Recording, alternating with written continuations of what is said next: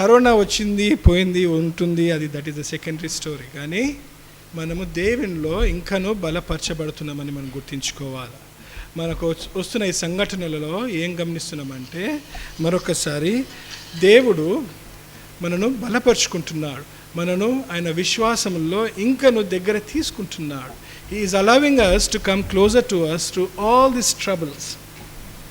Last week మరి గత వారము మనము 1 పేతురు 4వ అధ్యాయంలో 12 నుంచి 19 వచనాలు ధ్యానించినాం.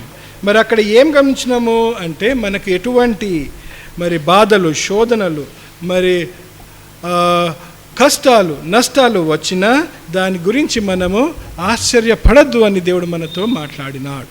We should not be surprised when tribulations, troubles, problems arise.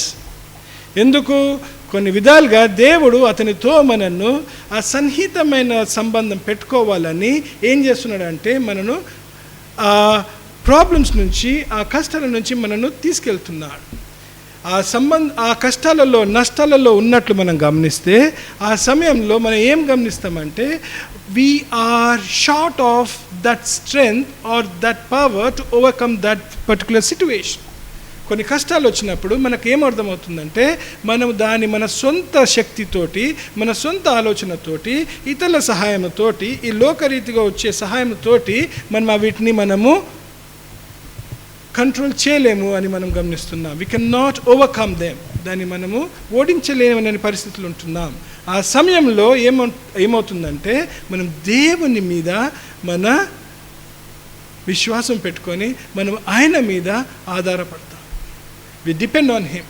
We completely give up our fight and depend completely on his way. ఆయన ప్రణాళికలో, ఆయన చిత్తంకి ఏం చేస్తామంట, మనము ఆ సమయంలో ఒప్పుకుంటాం. ఆ సమయంలో మనము పనిచేయడం బంద్ చేస్తే, మనం పనిచేయడం ఆపేస్తే, అప్పుడు ఎవరు పనిచేయడం స్టార్ట్ చేస్తారు? దేవుడు. When you stop working, when you stop fighting, the Lord starts working. నీ శక్తి అయిపోయినాకనే నీకు ఏమనిపిస్తుంది? There is something divine which is in your life. అక్కడ ఏదో దైవ శక్తిని నడిపిస్తున్నట్టు మనం గమనిస్తున్నాం. ఈ సమయంలో మనం ఏం చూస్తున్నాం? కోవిడ్ అనేది చాలా మటుకు ఎక్కడికి వస్తుంది? అది రోజుకి ఈ దేశంలో 1,00,000 మందికి ఇప్పుడు అది సోకుతున్నట్టు గమనిస్తున్నాం. అది తక్కువ అవుతలేదు. ఇప్పుడు మన దేశము ప్రపంచంలో 2వ స్థాయికి వచ్చింది. ఎప్పుడో మనది 14-15 స్థాయిలు ఉన్నప్పటి నుంచి మనం గమనిస్తున్నాము, మెల్లమెల్లగా ఏ స్థాయికి వచ్చేసింది? 2వ స్థాయికి వచ్చినట్టు మనం గమనిస్తున్నాం. ఈ 2వ స్థాయికి వచ్చినప్పుడు మరి ఏ విధంగా మనము దాన్ని తట్టుకుంటున్నామన్నది గమనించాలి. ఎంతోమందికి అది సోకింది, దేవుడు కాపాడుకున్నాడు, ఎంతోమందిని మరి దేవుడు తీసుకున్నాడు. కానీ మన విషయంలో దేవుని చిత్తం ఏదో ఉంది, ఏదో ప్రణాళిక ఉంది. మరి ఆ విధంగా జీవిస్తున్నామా? మరి అతనితో ఆ విధంగా మనము అడుక్కుంటున్నామా? మరి దేవా, నా విషయంలో నీ చిత్తం ఏంటి అని మనం అడుక్కుంటున్నామని గమనిస్తున్నాం. ఇంకోటి ఏమంటున్నాడు అక్కడ? ఇవన్నీ కూడా తీవ్రతగా వస్తాయి అని మనము మత్తయి సువార్త 24వ అధ్యాయంలో చూస్తున్నాం. ఈ చివరి కాలంలో ఇలాంటివన్నీ మనకు జరుగుతాయని మనం గమనిస్తున్నాం. మనకు బైబిల్ హెచ్చరిస్తూనే ఉంది, ఇవన్నీ కూడా జరుగుతాయని. మీరు దీని విషయంలో ఆశ్చర్యపడవద్దు అని బైబిల్ హెచ్చరిస్తూ ఉంది.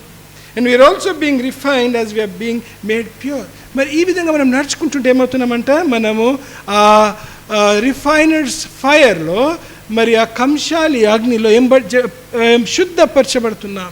We are made pure, we are refined అని మనం గమనిస్తున్నాం.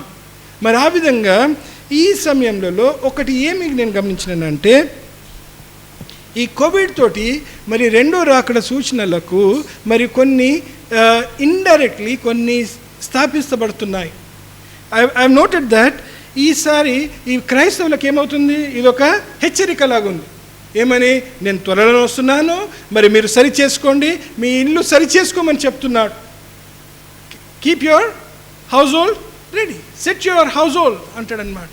నీ ఇల్లుని సరి చేసుకోమంటున్నాడు. నేను త్వరలోనే రాబోతున్నాను, so be ready whenever I come అని చెప్తున్నాడు. ఆ విధంగా ఏమవుతుందంటే, ఈ సమయంలో మనం ఏం గమనిస్తున్నామంటే, ఈ కరోనా వైరస్ వచ్చినందుకు గవర్నమెంట్ కంట్రోల్, అంటే మన ప్రభుత్వ కంట్రోల్ కూడా మన మీద ఎక్కువ అవుతున్నట్టు గమనిస్తున్నాం.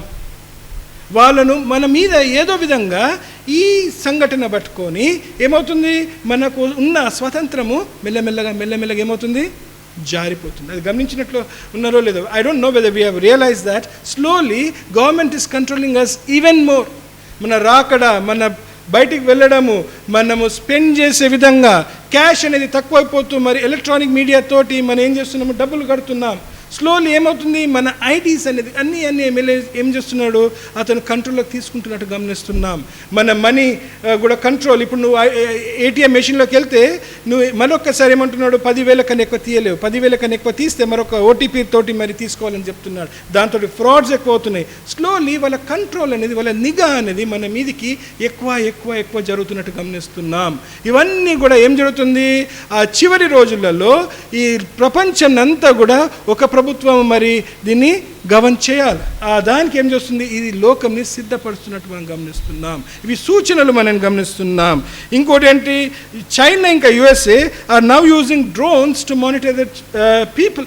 వాళ్ళు ఏం చేస్తున్నారంట, డ్రోన్స్ వాడుతున్నారు. చైనా ఇంకా యుఎస్లో అయితే చాలా మటుకు మీరు గమనించవచ్చు, మరి ఆ వీడియోస్ కూడా వస్తుంటాయి. వాళ్ళు ఏం చేస్తున్నారు, ఆ డ్రోన్స్ తోటి ప్రజలను వాళ్ళు ఏం చేస్తున్నారు, చూస్తున్నారు, ఎక్కడ ఉన్నారు, ఎక్కడ ఏం చేస్తున్నారు అనేది. హైలీ పాపులేటెడ్ ఏరియాస్లో వాళ్ళు డ్రోన్స్ని ఏం చేస్తున్నారు, డిప్లాయ్ చేస్తున్నారు. ఆ డ్రోన్స్ ఏం చేస్తున్నారు, వాళ్ళు ఏం జరుగుతుంది, ఏం చేస్తున్నారని చూస్తున్నారు. ఎక్కువ మటుకు కెమెరాస్ ఎక్కువ ఇదవుతుంది. సర్వేలెన్స్ అనేది మన మీదకి చాలా ఎక్కువ జరుగుతున్నట్టు గమనిస్తున్నాం. మనకున్న స్వతంత్రము మీరు ఏం చేసినా కూడా తెలిసిపోతున్నట్టు గమనిస్తున్నాం.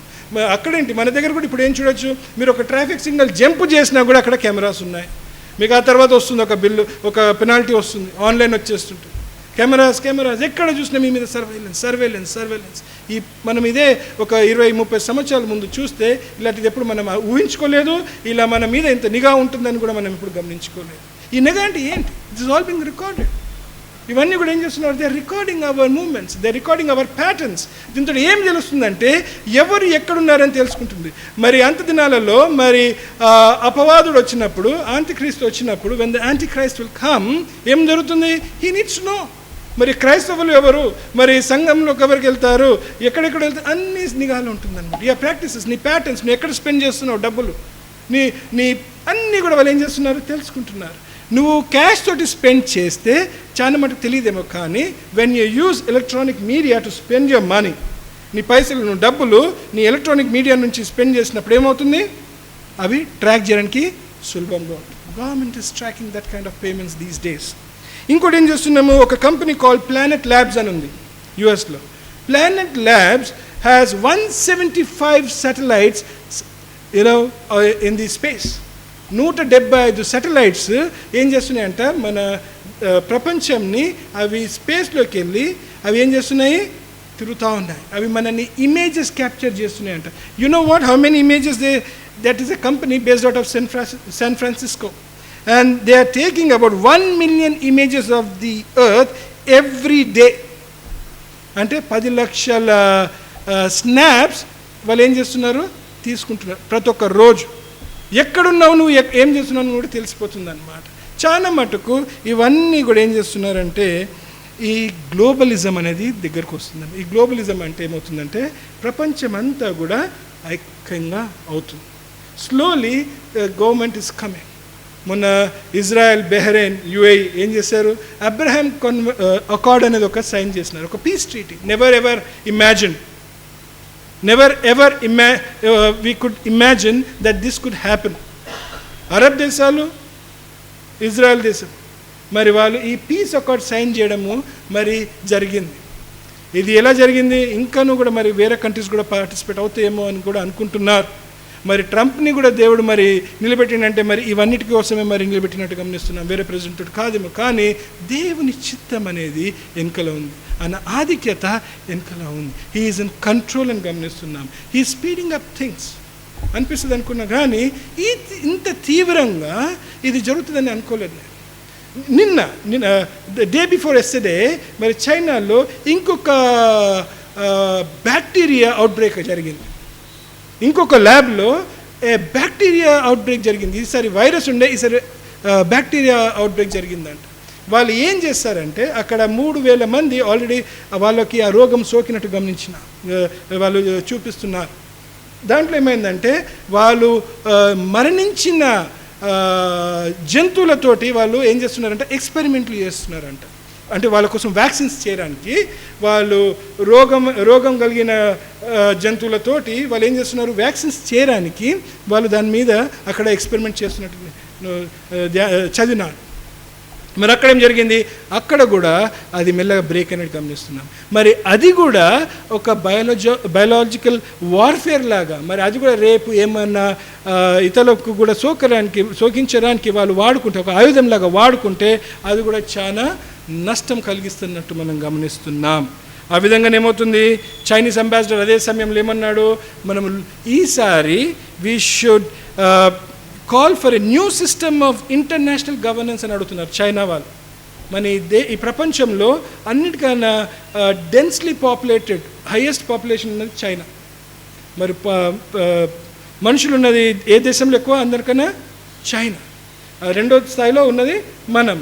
అందుకే వాళ్ళు ఏది చెప్పినా కొంచెం వినాల్సి వస్తుంది, ఎందుకంటే వాళ్ళ దగ్గర జనాభా అందరికన్నా ఎక్కువ ఉన్నట్టు మనం గమనిస్తున్నాం. అందుకే వాళ్ళు ఏమంటున్నారు, ఈ యొక్క కొత్త ఇంటర్నేషనల్ గవర్నెన్స్ రూల్స్ రావాలని అడుగుతున్నారు. వాళ్ళు ఎంతవరకు మరి ఇది అవుతుందో తెలియదు. US also is asking for the same thing. ఆ విధంగానే యునైటెడ్ నేషన్స్ జనరల్ ఏమన్నాడు, ప్రపంచాలన్నీ కూడా వాళ్ళ ఇన్కమ్ అంటే తెలుగులో ఏమంటారు, ఆదాయంలో 10% మరి ఈ కొత్త గవర్నమెంట్కి ఇవ్వాలని అంటున్నారు, ఈ కొత్త గవర్నెన్స్ రూల్స్కి ఇవ్వాలంటున్నారు.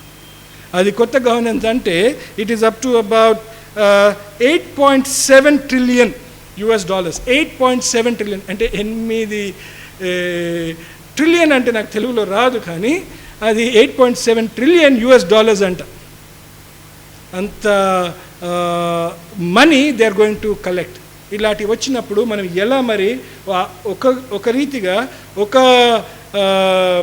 సంఘంగా యూనిట్గా ఏం చేయాలంటే దీన్ని ఫైట్ చేయడానికి మనకు కావాల్సిన ఈ డబ్బు ఇంత ఉంటుందని.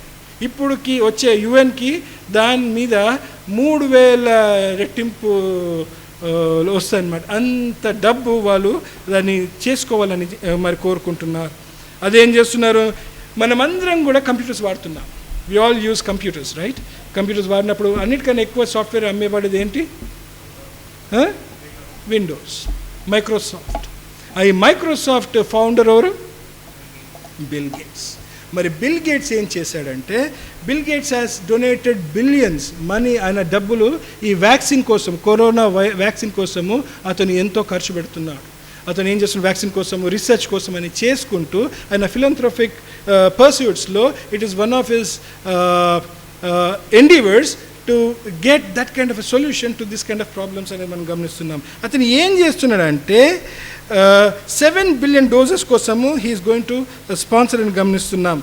అయితే ఆయన ఏమన్నాడంటే, మనము ఎస్టాబ్లిష్మెంట్ ఆఫ్ ID 2020 ఆర్గనైజేషన్ అంటున్నాడు. మీరు అది కూడా చూడొచ్చు, అయినాక మీరు ఎప్పుడైనా వీలైతే ID2020.org అని చూడొచ్చు.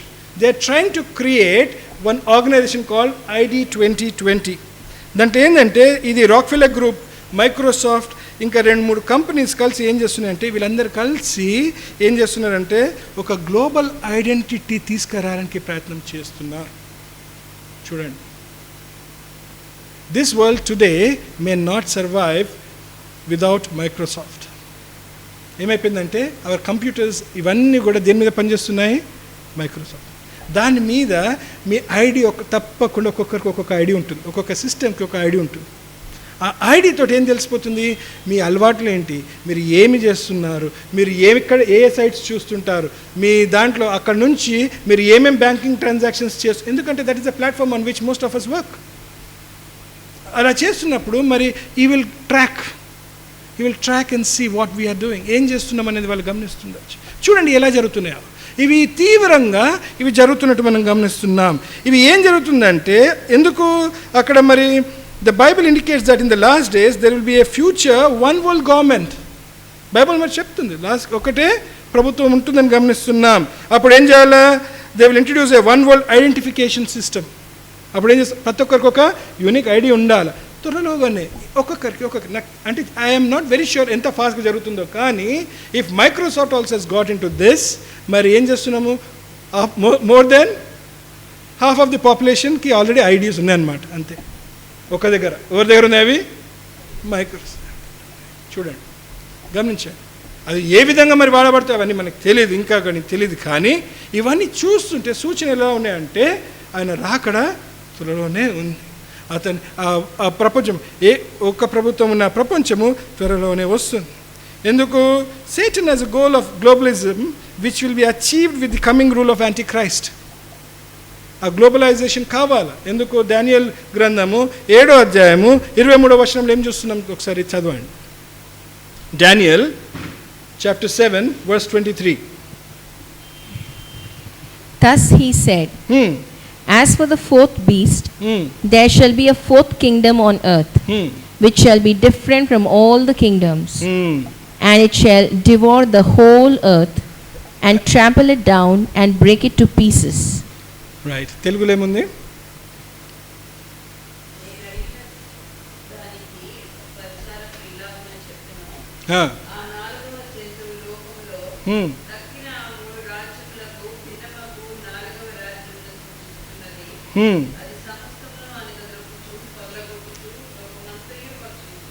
ఇవన్నీ కూడా ఏం జరుగుతున్నాయంట? ఈ మృగము ఏం చేస్తుంది? ఈ తలను there is one government which is going to come. ఇవన్నీ సూచనలు చూస్తుంటే మరి మనం ఎలా జీవిస్తున్నాం, మనం దేవునితో సరిగా ఉంటున్నామా, మనం దేవునితో మరి ఆయన నడిపిస్తున్నట్టు నడుచుకుంటున్నామా అనేది మనం గమనించాలి. మరి గత వారం చూసిన వాక్యంలో ఏం చూస్తున్నాము? దట్ కొన్నిసార్లు ఈ సమస్యలు వచ్చినప్పుడు మనము దీని విషయంలో ఆశ్చర్యపడద్దు అని చూస్తున్నాం. ఆ విధంగా ఎందుకు ఏమని మనం ఇంకా ధ్యానించినాము? దేవుడు మనను పరిశుద్ధంగా చేసుకుంటున్నట్టు గమనిస్తున్నాం. ఈ విషయంలో మరి మనము మలాకి 3వ అధ్యాయముకి వెళ్దాం. Let us turn to the book of Malachi, chapter 3 verses 2 to 4.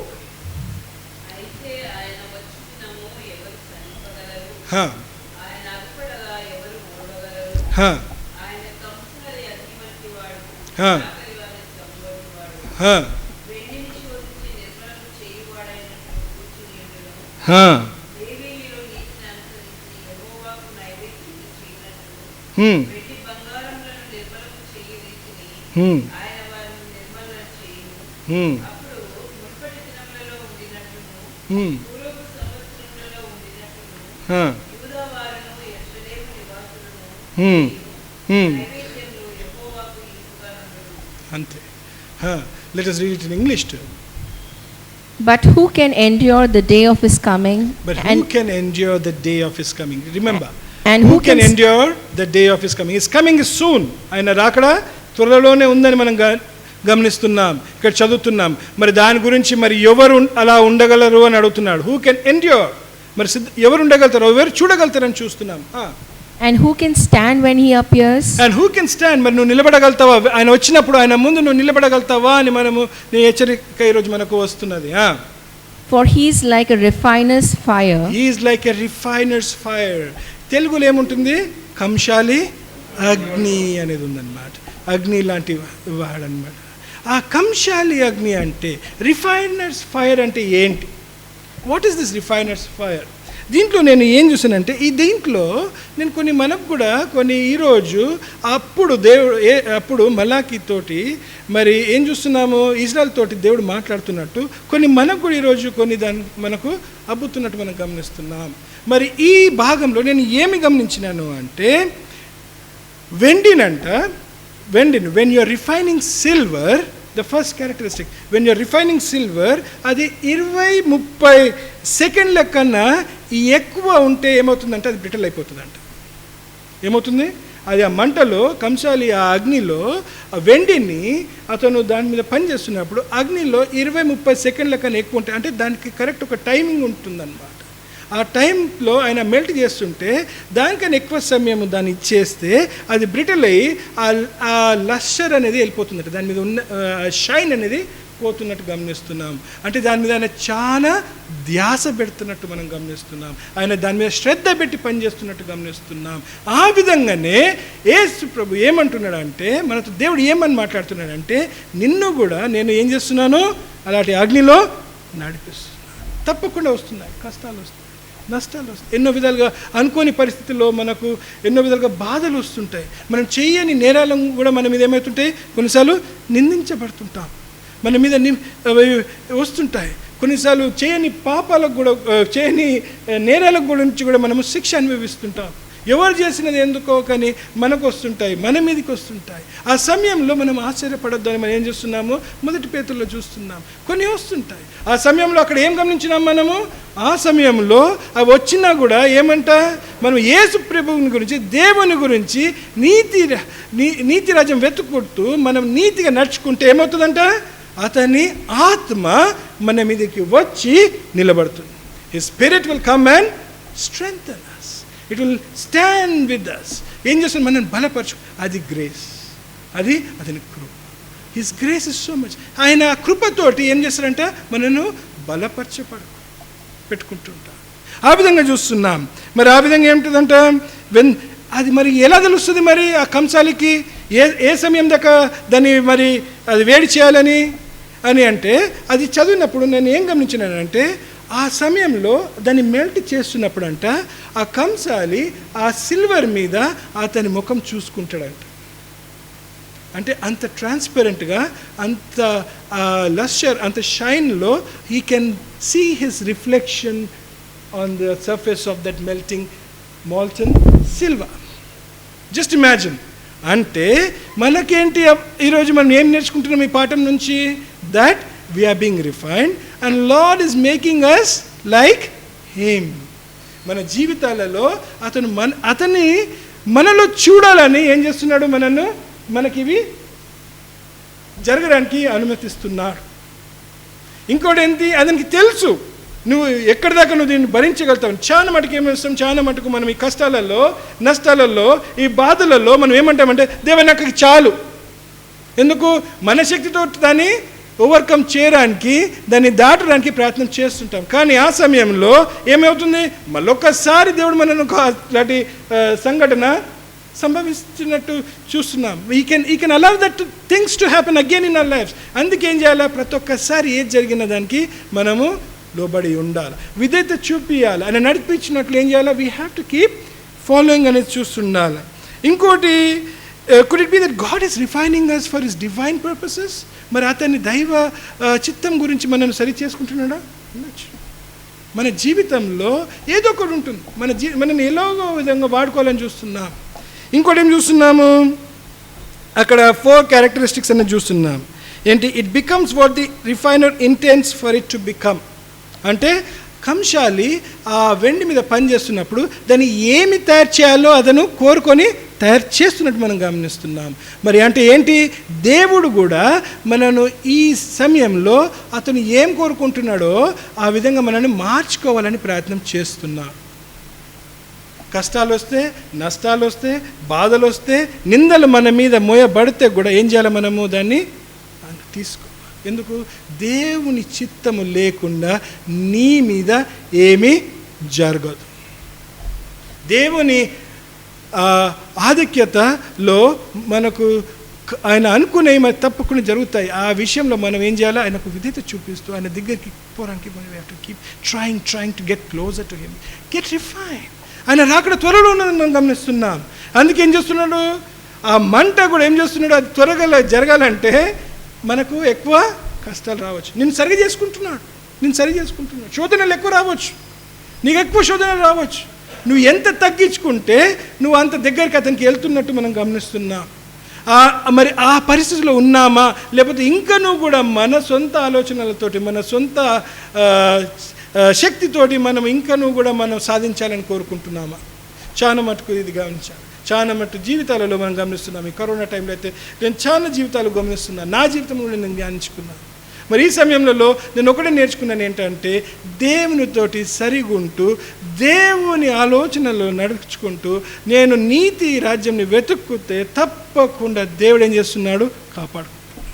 దేవుడు నిన్ను ఆశీర్వదిస్తాడు, దేవుడు నీ అవసరం తీరుస్తాడు, నిన్ను ఒక విధంగా వాడుకుంటాడు. నీకు కష్టమైన, నీకు నష్టమైన కూడా దాని వెనకల ఒక అతని దైవ చిత్తం ఉందని నేర్చుకోవాలి. ఆ విధంగా ఎందుకు ఆ సమయంలో నాకు ఏమైనా కష్టమైనా ఇతరులకు ఒక పాఠం ఉండొచ్చు, నా జీవితంతోటి ఇతరులకు ఇది నేర్పిస్తున్నట్టు నేను గమనిస్తున్నాను. ఆ విధంగా దేవుడు మరి నడిపించుకుంటున్నాడు. ఇంకోటి ఏంటంటే ఆ ఫైర్లో when the silver gets melted and it is moulded, it has increased value. ఏమవుతుందంటే దానికి విలువ అనేది పెరుగుతుంటుంది. ఎందుకు? అది రిఫైన్ అవుతుంది, అది ప్యూర్ అవుతూ రిఫైన్ అవుతుంటే ఏమవుతుంది? యూ హ్యావ్ ఇంక్రీజ్డ్ వాల్యూ అన్నమాట. దేవుని చిత్తంలో కూడా ఈ విధంగా మనం నడుచుకుంటుంటే, అతను మనం పరిశుద్ధంగా చేసుకుంటే, మనం దాన్ని ఒప్పుకొని నడుచుకుంటే మన విలువ కూడా అతని ఆయన దృష్టిలో ఎక్కువ అవుతుందని మనం గుర్తించుకుంటున్నాం. ఇంకోటి మూడోది ఏం చూస్తున్నామంటే it reflects the refiner. It reflects the refiner. దాంట్లో ఏం చూస్తున్నాము? ఆయనను ఏం చూస్తున్నాము? దీంట్లో ఈ పనిలో చూస్తున్నాం. మనము శుద్ధపరచబడి మరి ఆ విధంగా నడుచుకుంటుంటే people can see that there is a living God living in us. మనలో మరి ఒక జీవం గల దేవుడు ఉన్నట్టు వాళ్ళు ఏం చేస్తున్నారు? ధ్యానిస్తున్నారు, చూస్తున్నారు. మనలో చూసుకొని వాళ్ళకేం చూస్తుంది? అది ఒక ప్రేరేపణ జరుగుతుంది. అరే వీళ్ళలో ఏదో వేరొక ఉంది, వీళ్ళలో ఏదో ఉంది, వీళ్ళు ఎవరిని చేస్తున్నారు, వీళ్ళు ఎలా జీవిస్తున్నారు, వీళ్ళకి ఎందుకు ఇలాంటి ఏ పరిస్థితి వచ్చినా కూడా వీళ్ళు ఎందుకు భయపడరు, ఏ సంఘటన జరిగినా కూడా వీళ్ళు బెదరరు అని చూస్తున్నారు. This kind of things happen in our lifes and this is what God is allowing us to do. And ఇంకోటి ఏంటి? ఇంతవరకు మరి దాంట్లో ఏమవుతుందంట, అతను మనను ఆ మంటలో నడిపించినందుకు, అతను ఆ తయారు చేసినందుకు ఏం చేస్తాడు? ఆ కంసాలికి కూడా అది చాలా ప్రియమైన అది వస్తువులా తయారవుతుందంట. It is cherished by the refiner అంటారనమాట. It is cherished by the refiner. ఆయన దాన్ని చాలా ప్రేమిస్తాడు. ఎందుకు? ఆయన దాని మీద ఎంతో ధ్యాస పెట్టి, ఎంతో శ్రద్ధ పెట్టి, ఎంతో మరి ఆయన ఫోకస్ ఆయన పెట్టి దాన్ని ఏం చేస్తున్నాడు? ఆయన దాన్ని సరి చేసుకున్నాడు. అప్పుడు ఏం చేస్తాడు? చాలా ప్రేమిస్తాడని మనం గమనిస్తున్నాం. మనం దేవునికి అలా ప్రియంగా ఉంటే మన ఆశీర్వాదాలు ఇంకెన్ని ఉంటాయని గమనించాం. We are so close to God. మరి ఆ కంశాలి అగ్నిలో ఇంత మరి దేవుడు మాట్లాడినట్టు గమనిస్తున్నాం. God has a beautiful message for us this morning. మనకు ఒక వర్తమానం ఉంది అన్నమాట. We have a message. ఏంటి? That he is with us. ఏం చూసినాము? We become what he wants us to be. First one. రెండోది ఏం చూస్తున్నాం? మనని ఏం చేయాలో అతను మనము చేసుకుంటున్నాడు. రెండోది మనకు ఒక ఇంక్రీజ్డ్ వాల్యూ అనేది, మనకు ఒక వాల్యూ పెరిగినట్టు మనం గమనిస్తున్నాం. మూడోది ఏంటి? అతనిలాగా మనము అవుతున్నాము. నాలుగోది ఏం చేస్తున్నాము? అతను మనను ప్రేమిస్తున్నాడు, మనం చాలా ఆదరిస్తున్నాడు, మనను ఎంతో విలువగా మనం అతనికి మారినట్టు మనం గమనిస్తున్నాం.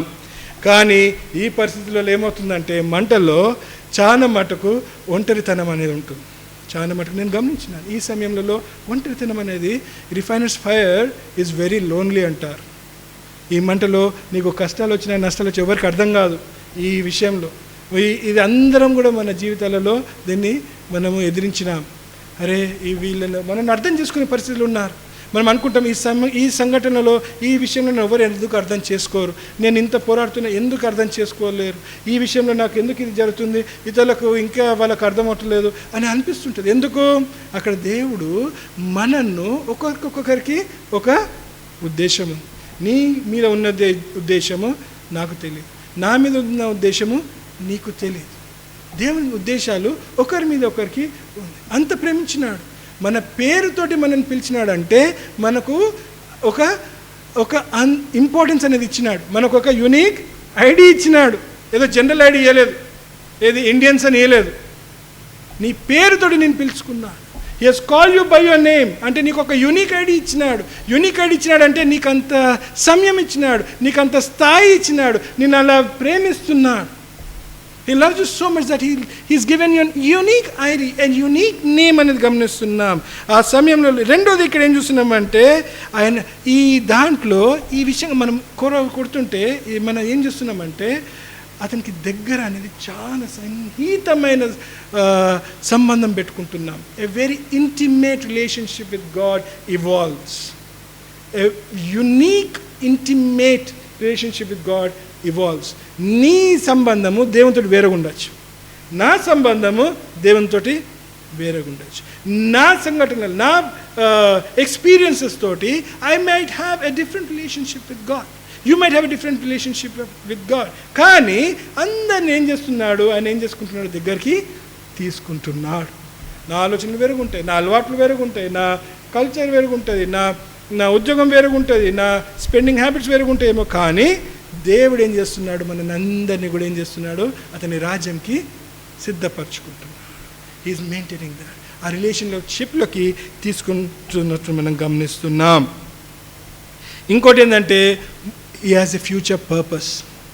ఏం చూస్తున్నాడు, ద రిఫైనర్స్ ఫైర్, కంసాలి అగ్నికి ఒక ముందుకి ఒక చిత్తం ఉన్నట్టు మనం చూస్తున్నాం, ఒక ఉద్దేశం ఉన్నట్టు చూస్తున్నాం. మన జీవితాలలో మనల్ని ఒక ఉద్దేశంలోకి ఏం చేస్తున్నాడు, అతను తీసుకొని వస్తున్నాడు. మనము పుట్టక ముందు ఏం చేస్తున్నాడు, మనల్ని అతను పిలిచినట్టు గమనిస్తున్నాం. మనల్ని స్థాపించి before even we are created he called us by our names అంటున్నాం. అంటే ఆయన మన గురించి ఏదో విధంగా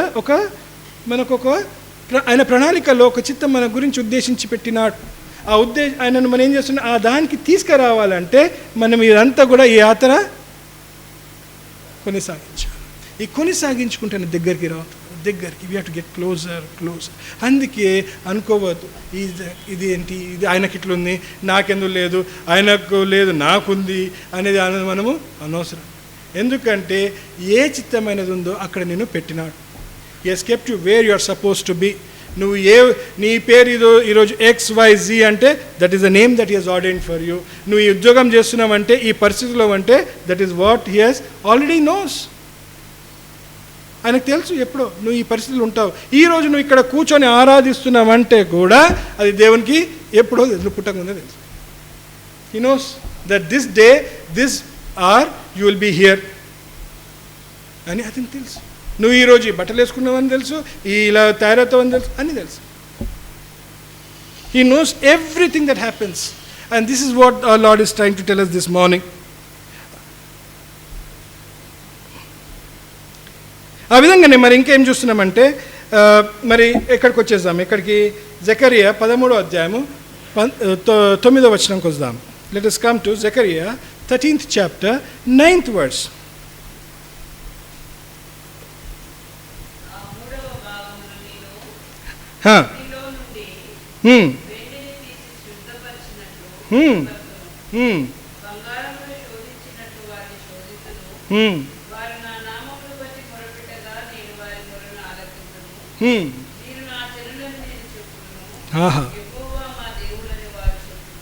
Wow. See what he says. మరి ఏం చెప్తున్నాడు, ఏం వాగ్దానం ఇస్తున్నాడు చూద్దాం. ఇంగ్లీష్లో కూడా చదవండి.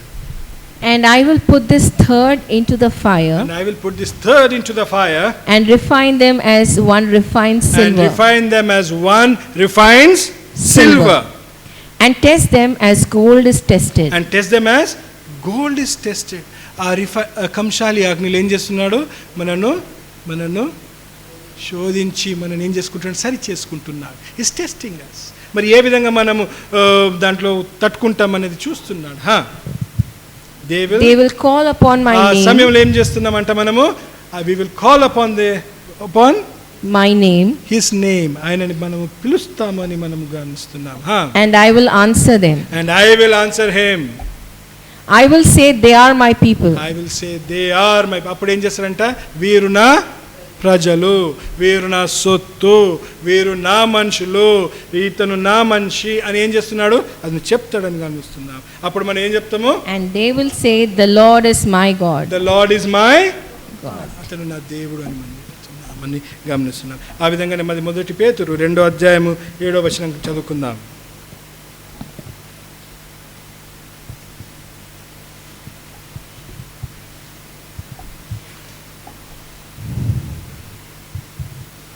So the honor is for you who believe. 1 Peter 1:7. Sorry. 1 పేతురు 1వ అధ్యాయము 7వ వచనం.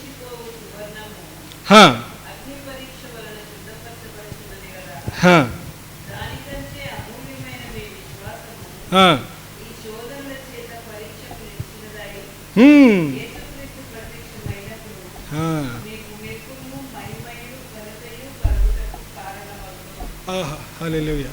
మరి ఏం జరుగుతుంది మనకు ఈ లోకంలో, ఈ యాత్రలో మనం నడుచుండగా ఇవన్నీ వచ్చినప్పుడు ఏం జరుగుతున్నది? మన విశ్వాసము పరీక్షింపబడుతుంది. It is being tested our faith. మరి నీ విశ్వాసం ఎలా నిలబడి ఉన్నది? ఈరోజు నీ విశ్వాసం ఎలా ఉంది? మరి ఇంకా నువ్వు కృంగి ఉన్న పరిస్థితుల్లో ఉన్నావా? మరి దేవునితో ఆ సమీపమైన, ఆ సన్నిహితమైన సంబంధం పెట్టుకొని ఉన్నావా? అది ధ్యానించుకోవాలి. ఇది ఉట్టి వినడం అనేది కాదు, ఈ జీవితాలు అనేది మనం మారాలి. ఈ జీవితం మారితేనే కానీ ఈ కష్టాలను మనం తీసుకొని ఏం చేయాలా? సరి చేసుకుంటే కానీ ఇది జరగదు. ఎంత మటుకు మనం అడుక్కుంటున్నాం, దేవా ఈ విషయంలో నన్ను సరి చేసుకో. ఏం చేస్తున్నాము మనము? ద పాటర్స్ క్లే, ఇంతకుముందు ఒక పాట పాడినాం. ఏమి? కుమ్మరి చేతిలో మనం ఏం చేయబడుతున్నాము? దాన్ని వి బీయింగ్ షేప్డ్. షేప్డ్ అంటే తెలుగులో ఏమంటారు? షేప్, ఆకారం ఇవ్వబడుతున్నాం. మరి మన ఇష్టమైన జీవితే ఆ కావాల్సిన ఆకారము రాదు. జాగ్రత్త. We are being shape by the, we should allow him to shape us. We should accept. ఏం చేయాలి? మనము వేచి ఉండాలి. అతను మన విషయంలో ఒక మంచి వస్తువు తయారు చేయాలని మనం ఏం చేస్తున్నాడు? అతను మన మీద పని చేస్తున్నాడు. మనం ఆ విధంగా ఉంటున్నామా అనేది గమనించుకోవాలి. ఆ తర్వాత ఏం చేస్తున్నాడు ఇక్కడ? యెషయా గ్రంథము 48వ అధ్యాయము 10వ వచనం.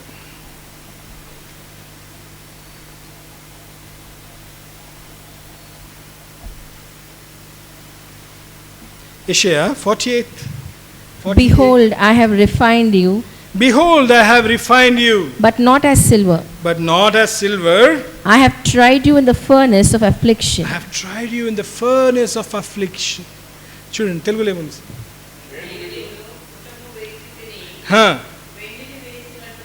వెండిని వేసినట్లు కాదు, నేను ఇబ్బంది పొలికను. అంటే అఫ్లిక్షన్స్లో ఏం చేస్తున్నాడు అంటే మనల్ని పరీక్షించినాడు. He has tested us, and he has seen that we are bowing to him. We are bowing to him. We are aligning ourselves to him so that his reflection is seen in our lives. అతని shadow, మరి అతని reflection, మరి అతని రూపము మనలో కనిపించినట్లు మనము మరి చూపించినట్టు మనము జీవించాలి. మరి అలా జీవిస్తున్నామా? అప్పుడు ఏం జరుగుతుందంట? మలాకి 3వ అధ్యాయము 3వ వచనం చదువుదాం మళ్ళీ ఒక్కసారి.